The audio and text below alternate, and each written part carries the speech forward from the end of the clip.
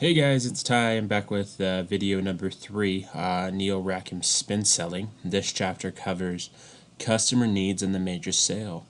So on this one, I'm not doing a summary because this chapter is fairly short, but I will put together a quiz at the end of it. I'll leave that in the comment section for you to go over. So without further ado, let's get into it. So as mentioned previously, Huthwaite found in their studies that investigating is the most important sales skill. Poor investigation skills made sellers seem weak in other areas of the call or transactions. They found that many times sellers who were described as weak closers were actually poor investigators. Their main objective became to improve investigating skills by teaching people how to develop customer needs using spin. So this is important to note. As the sale grows in size, customer needs begin to develop in a different way than in small sales. It's the nature of major sales that the needs are not instant and instead develop slowly and sometimes painfully. Major sales require specific selling skills to help the process of needs development. These skills represent one of the most crucial differences between success in small sales and in large. So let's take a look at the different needs in small sales and in large. So, number one, the needs take longer to develop in large sales. This is the most dramatic difference between large sales and small. So Neil talks about, in this book, keep in mind it was written in 1988, so this is, I'm guessing, airport security wasn't as high back then, but he saw a pocket knife at this airport store. And it was just like a Swiss Army knife type deal. And he was just walking through, happened to see it. I was like, man, that looks really cool. And then all of a sudden, like instantly, he had to have it, and it was $15. So it wasn't a big cost, but he said, after that, it was great. He played with it a little bit, and then it sat on his junk shelf that he referenced in chapter 1, and he said it doesn't get used. Now, needs, so to move to the next one, needs in large sales involve elements, influences, and inputs from several people rather than a single individual.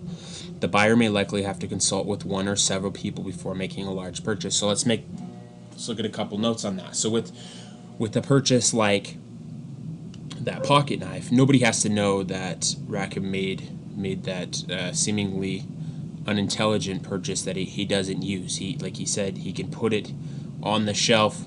Nobody has to know about it. He knows about it, but he's not getting flack from anybody or judgment from anybody that's either at his company or his significant other or whatnot. There's a commercial right now, I believe it's for CarMax, where this husband goes to the car dealership and it pokes light at this, but he goes to the car dealership to buy a vehicle, and he's got a wife and I believe a daughter, and he goes to buy a family vehicle for them and comes back with a yellow Corvette Z06, and the wife just gives him that look, and we all know what look that is. And so he goes back, and they're advertising, I think it's their 40 or their 3-day return policy, and he goes back and switches it out for a minivan, which is a more family friendly vehicle, obviously. But again, just in large sales, a lot of times it's not as simple as walking through the store and seeing, like the pocket knife, for example.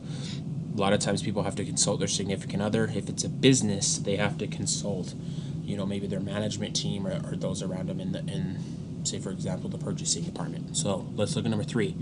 Needs in large sales are more likely to be expressed on a rational basis. And even if the customer has an underlying motive that is emotional or irrational, this need will usually require a rational justification. The emotional component of needs does exist in large sales, but is more subtle and subdued. Number 4, a purchasing decision that doesn't adequately meet needs is likely to have more serious consequences for the decision maker. As I just pointed out, a bad purchasing decision in a major sale by a purchasing manager or purchasing agent may cost them their job. If it's a big purchase and it ends up being negative for the company, it's not going to turn out turn out well usually for the person that made that decision. So it is due to these differences that large sales require different questioning skills when developing needs.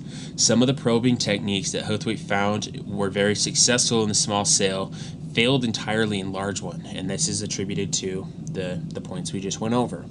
In order to fully understand why questioning skills are different in large sales, we must be clear about the stages at which needs develop. For their research, Huthwaite defined a need as any statement made by the buyer which expresses a want or concern that can be satisfied by the seller. They use the term in a broad sense, including both the needs and wants that a buyer expresses. Just a quick note on that. They noted in this chapter that many people feel it's important to break down wants versus needs. For example, they use a scenario of somebody who needs transportation to get to work, but they want a Rolls Royce. They said that in this particular instance, for what they're using, they didn't need to break that down to this. So a want and a need is the same thing here for this chapter's sake. So let's look at how needs develop.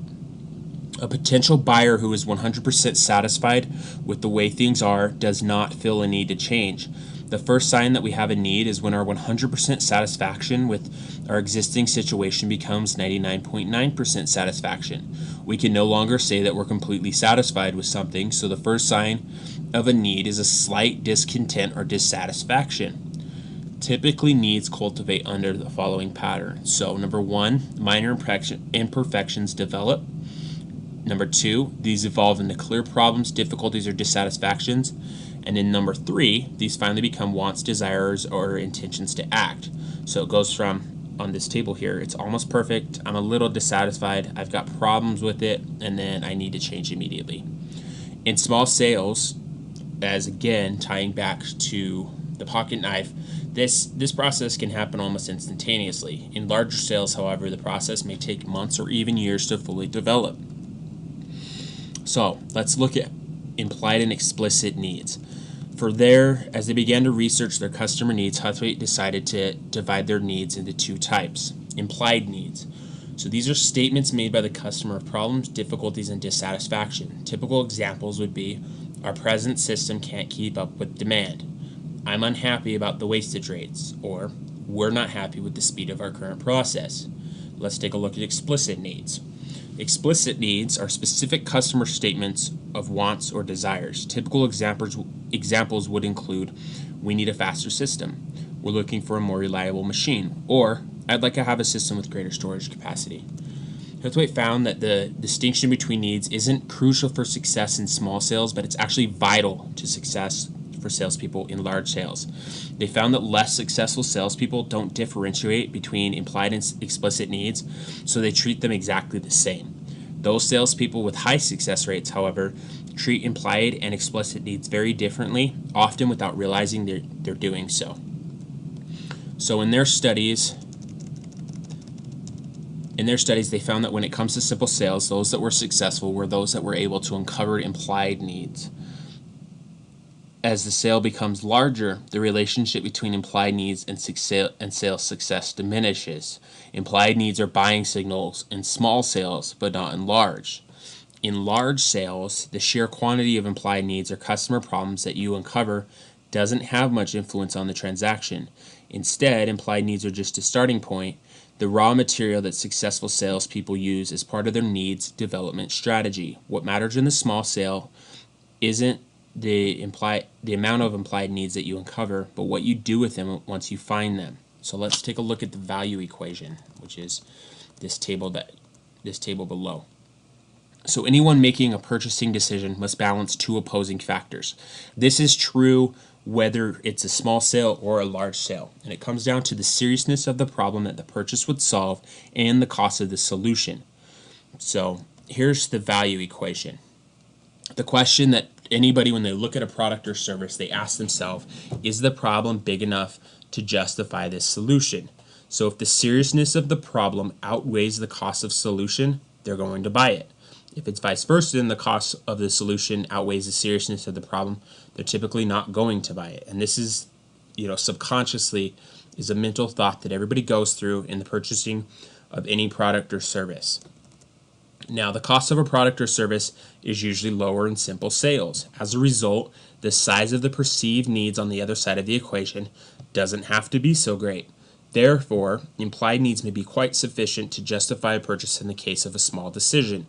the higher the price, the higher the need has to be to justify a purchase. And just a side note, that's where it becomes especially important for you as you're selling large sales to be able to drive up that perceived value in what you're doing. So this explains why you can sell successfully in smaller sales where the cost of the solution is generally low just by uncovering problems or implied needs. It also explains why in major sales you must develop the need further so that it becomes larger, more serious, and more acute in order to justify the additional cost of your solution.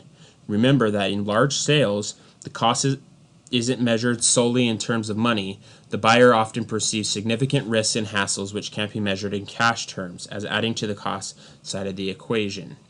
Now, let's take a look at explicit needs and success. In large sales, implied needs don't predict success, but explicit needs do.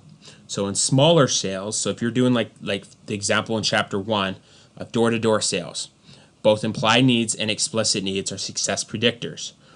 What does this mean for your questioning strategy? In smaller sales, a strategy that uncovers problems or implied needs and then offers solution can be very effective. So if you're doing simple sales, keep that in mind. That's a very effective strategy. However, in larger sales, this isn't the case. A probing strategy in the large sale must start by uncovering implied needs, but it can't stop there. It's just a step in the process. Successful questioning in large sale depends more than anything on how implied needs are developed and how they're uncovered by questions to become explicit needs. Buying signals in the major sale. So most people in sales are familiar with the concept of buying signals or statements made by the customer which indicate a readiness to buy or move ahead. Implied needs are accurate buying signals for small sales.